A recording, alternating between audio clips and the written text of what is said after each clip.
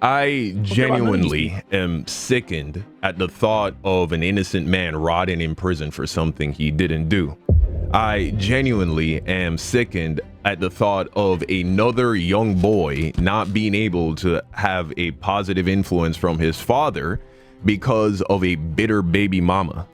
You hate women. No, I don't. A lot of people are mad about the comments I made about the whole DDG and Halle convo. And I think majority of the people who did not agree with me were kind of saying that if DDG was innocent, then he wouldn't have gotten a restraining order. I think people are forgetting how the court treats black people. But that's not the point. I think the whole point of what I'm trying to say here is whether DDG is innocent or guilty, Halle had pictures. Whether those pictures were fabricated or they real, it doesn't matter. What matters is she had pictures. So she has probable cause. So when she goes to a court, she is going to get a restraining order because the court sees that and they don't actually see DDG doing it. That's my, like, they don't actually see DDG physically hurting Halle. So we don't know where she got those injuries from. We don't even know if they real. Because we do see the chipped tooth. We do see the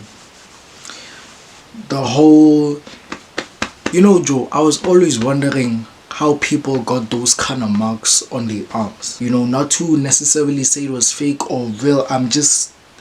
I was curious to, like, how long do I have to hold somebody until bruises start to show on the arm? Because I've been in fights, I've never gotten any type of bruises, but maybe it wasn't that serious. I don't know, but I think my genuine question would be, how hard would somebody have to hold me on my arm just so I can get bruises? And what kind of impact would I have to tap a small fragment of my tooth and not even have bruises on my lips? That would be a very difficult thing to achieve. That's crazy.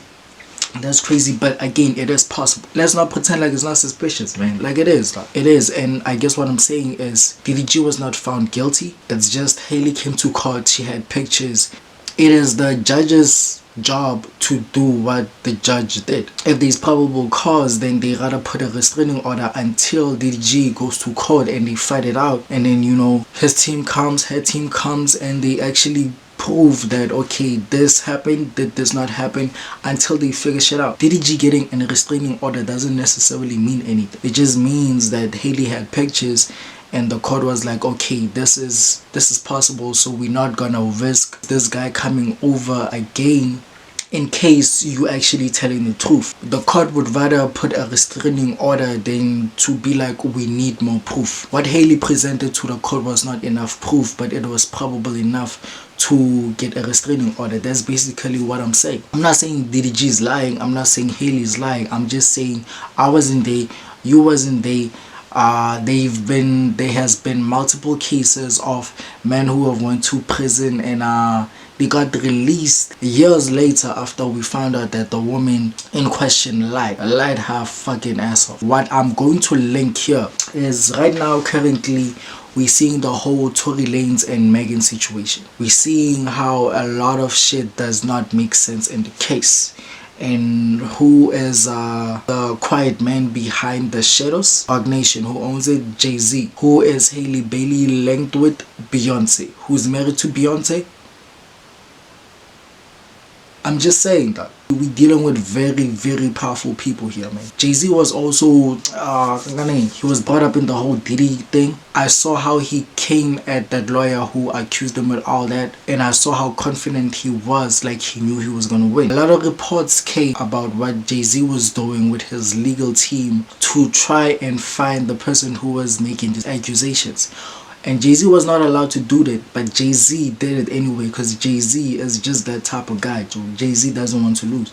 Jay-Z will do everything in his power to win. Jay-Z is he's a very powerful man. I'm seeing these two cases and they are linked to the same man. But again, I'll just leave it. I won't say too much. DDG really could be guilty. All I'm saying is him getting a restraining order doesn't necessarily mean anything, for now at least. Where many male content creators who claim to be impartial have generally leaned towards DDG's side, despite the fact that he openly showed deception by pretending as if he found out he had a restraining order against him on Aiden Ross's live stream, completely ignoring the fact that you wouldn't find out on social media if you had a restraining order against you. You would have already been served before social media ever found out. Pretending like TMZ got knowledge that you had a restraining order against you before you is the funniest shit in the world, and the internet ate it up, eager to vouch for someone they don't even know. And even if there was someone that wanted to retort, oh my god, that's not true in every case, it is. You really think that it would make sense for law enforcement to allow a restraining order, which is a lot of the time hard to get in the first place, but enforce an order like that and then not notify the person that it's against, so that in the event that they did go and have contact with the person,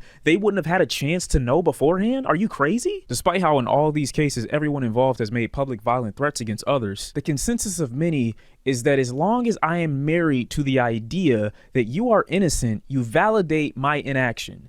You give me a reason to not do anything. Okay, that's an interesting argument to make. By the end of the day, it is still just an assumption whether or not DDG was aware that a restraining order was placed against him. Few things to know about that restraining order, and maybe he did, maybe he didn't, but a few things to know about that. It's not the typical restraining order that is, you know, placed on somebody once there has been an extensive amount of evidence provided. It was a conditional restraining order that is temporary. It only lasts a few weeks until they can actually go in front of a judge, and then the situation will be properly evaluated and evidence will be properly taken into account. The kind of restraining order that she got, according to the information that I've seen, is one that doesn't require a lot of evidence. Just based on hearsay alone, you can have this restraining order placed on somebody else. It's kind of like the courts are trying to give you, as a person who feels like your life is in danger, some kind of immediate protection in the chance that your claims are legitimate. And so a court date has been set to properly evaluate the situation. If this is a stunt being pulled by Halle, it makes all the sense in the world that she would file it and then give it to TMZ. How the fuck did TMZ hear about this shit? Give it to TMZ, and then TMZ gets to put it out ASAP, catch DDG off guard. So yeah, that does make a lot of sense to me.